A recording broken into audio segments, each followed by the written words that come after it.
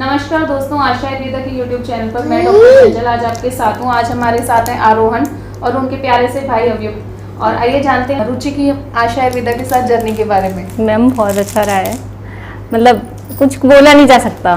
ये भी वैसे ही था वैसे ही है, आसानी से, मतलब कोई प्रॉब्लम भी नहीं और सारा सब ठीक रहा, मतलब पूरी प्रेगनेंसी में दोनों की।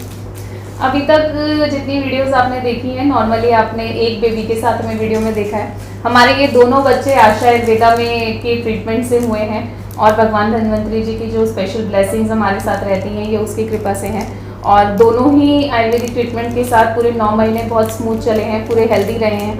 और अवयुक्त के टाइम पे तो बहुत ट्रीटमेंट की कोई ज़रूरत भी नहीं पड़ी थी, कंसीव करने के बाद रुचि सीधा 9 महीने आयुर्वेदिक ट्रीटमेंट लेना चाहती थी, इसलिए वापस हमसे जुड़ी।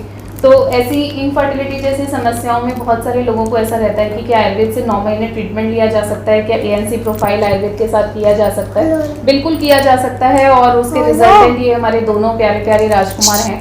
तो आयुर्वेदिक ट्रीटमेंट से इनफर्टिलिटी और ANC प्रोफाइल दोनों ही बहुत अच्छे से मैनेज होते हैं।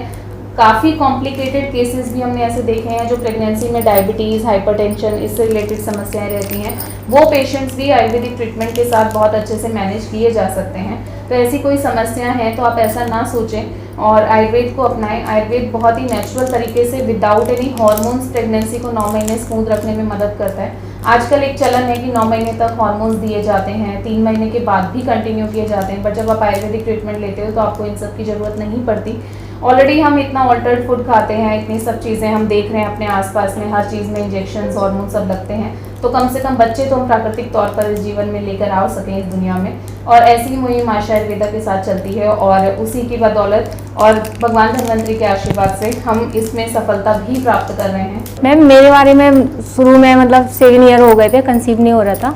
फिर उसके बाद जब ये हुआ तो मतलब पानी था ट्यूब में, उसका प्रॉब्लम था, फिर वो ठीक हो गया था काफ़ी कम। रुचि की जो फर्स्ट प्रेगनेंसी हुई थी उस समय वो जब हमारे पास आई थी तो 7 साल की इनफर्टिलिटी थी और हाइड्रोसल्फिंग्स की समस्या थी। हाइड्रोसल्फिंग्स की समस्या सॉल्व होने के बाद रुचि को आरोहण हुए और आरोहण के कुछ समय के बाद उनको ये हमारे ये जो अवयुक्त बेबी हैं वो उनको नेचुरली कंसीव हुए।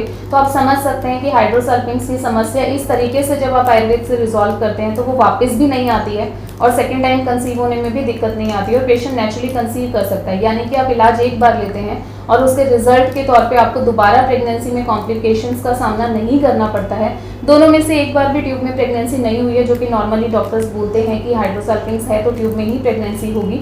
ज़्यादातर केसेस में हमने ऐसा देखा है कि हाइड्रोसल्फिंग्स जब रिजॉल्व होगा तो प्रेगनेंसी हेल्दी रहेगी। और ट्यूब्स की हेल्थ और कैलिबर को एनालाइज करने के बाद ही हम पेशेंट्स को एक ग्रीन सिग्नल देते हैं कि अब आप नेचुरली ट्राई कर सकते हैं।